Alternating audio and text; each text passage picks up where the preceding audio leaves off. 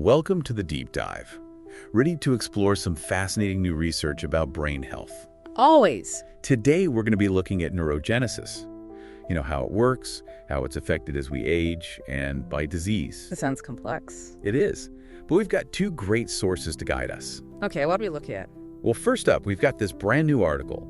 Adults grow new brain cells, and these neurons are key to learning by listening. Oh, wow. Fresh off the press. Yep. December 5th, 2024. So really cutting-edge stuff. Amazing. And what's the second source? It's a scientific research paper from July 2022. COVID-19 causes neuronal degeneration and reduces neurogenesis in the human hippocampus. Interesting combination, a positive and a negative, it seems. Exactly, the potential of our brains and their vulnerability too. Which brings us right to neurogenesis, the birth of new brain cells in adults. Which, for the longest time, we thought was impossible. We thought our brains stopped making new neurons after childhood. Right. This is a pretty revolutionary discovery. It is. It's definitely slower than in our younger years, though. It mainly happens in specific areas, too, like the hippocampus. The hippocampus? Yeah, it's like the brain's memory and learning hub. And actually, there's still a bit of debate among scientists about how significant adult neurogenesis really is in humans. Makes you realize how much we still don't know. Always more to discover. But let's go back to that first article, the one about learning through listening. Pretty surprising to see a connection between new neurons and how we learn by listening, don't you think? I did, yeah. Especially because, well, a lot of the early research in animals focused on spatial learning, like how they'd navigate a maze. I see. So this newer research really opens up a whole new way of understanding how our brains adapt and change throughout life. And when you think about it, verbal learning is so crucial for us. Communications, social interactions, heck, even just how we process information. Yeah. I mean, we're learning by listening right now. That's a good point. And it does make you wonder, could we boost neurogenesis to help, say, older people maintain their cognitive abilities? Or even treat conditions like dementia? I mean, that affects memory and learning so profoundly. It's a really exciting thought. It is. But then we get to that second source, and things get a little less rosy. This research on COVID-19 found that it actually causes neuronal degeneration, brain cell death, and it reduces neurogenesis in the hippocampus. Right. So even though our brains have this amazing potential for growth and learning, they're also vulnerable to attack. Exactly. And the study really highlights how COVID can trigger inflammation in the brain. Oh, so is that what leads to the problems? It's part of it, yeah. It leads to these cells called glial cells getting activated. They're kind of like the brain's immune system. Okay, so they're there to protect the brain. Yeah, exactly.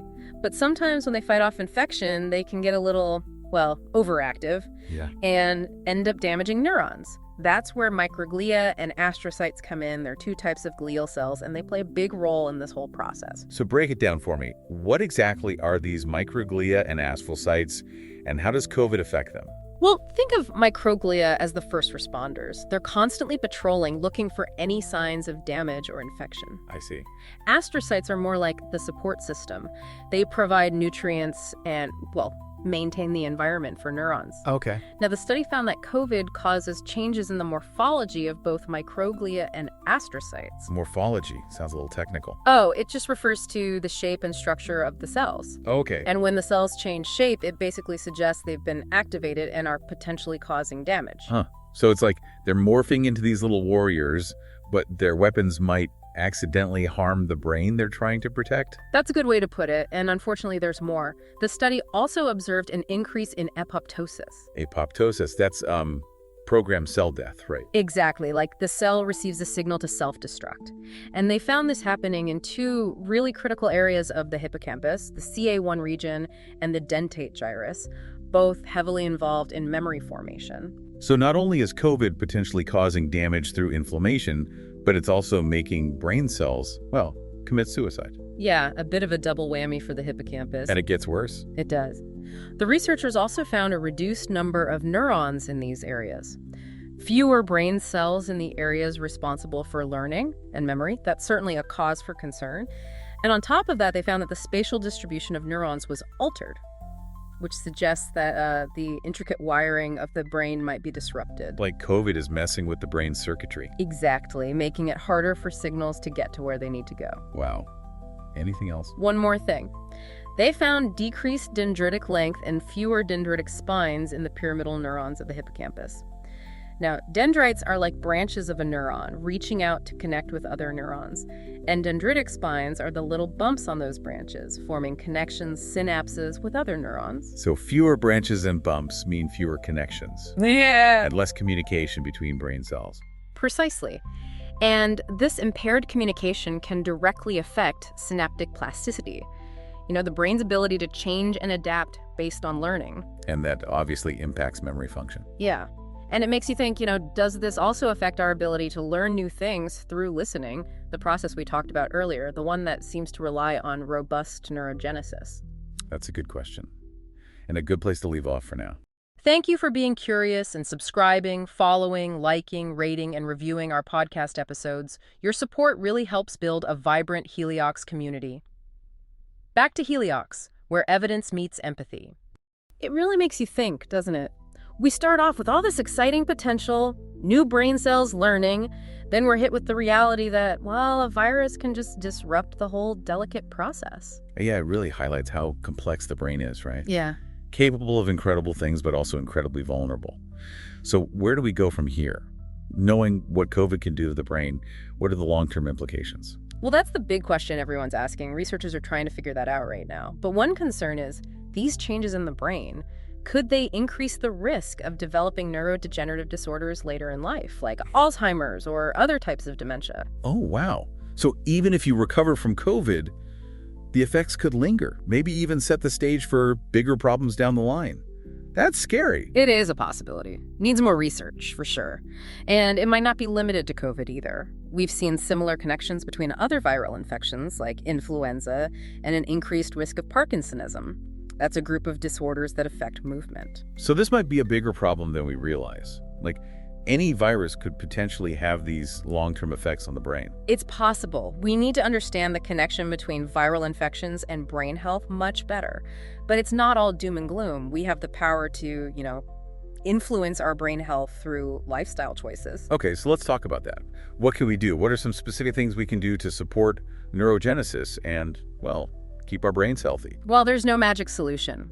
But a number of things have been shown to have a positive impact. One of the most well-studied is exercise. I knew you were going to say exercise. But how much are we talking about? Do I need to be training for a marathon, or is a walk around the block enough? You don't need to run a marathon.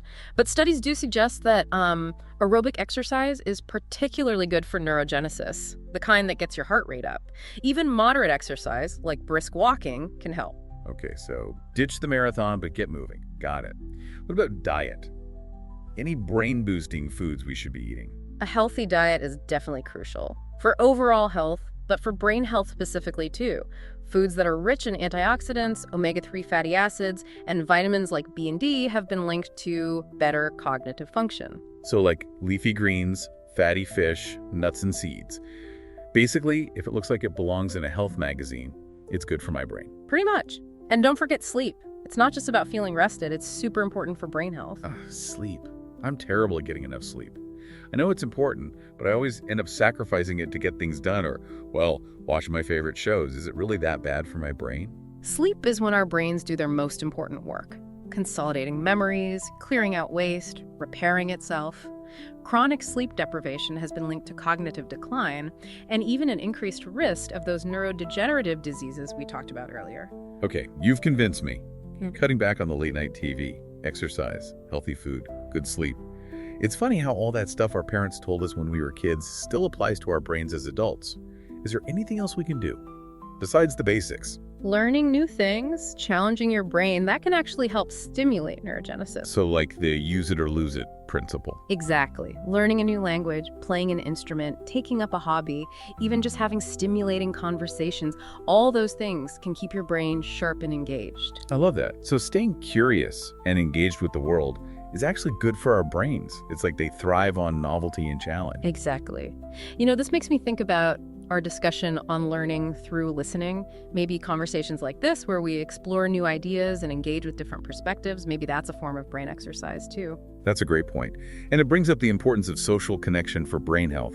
We often focus on the individual stuff, lifestyle choices and all that, but relationships and social interactions are huge. They really are. Social interaction, feeling connected to others, having a sense of purpose, all that's important for overall well-being.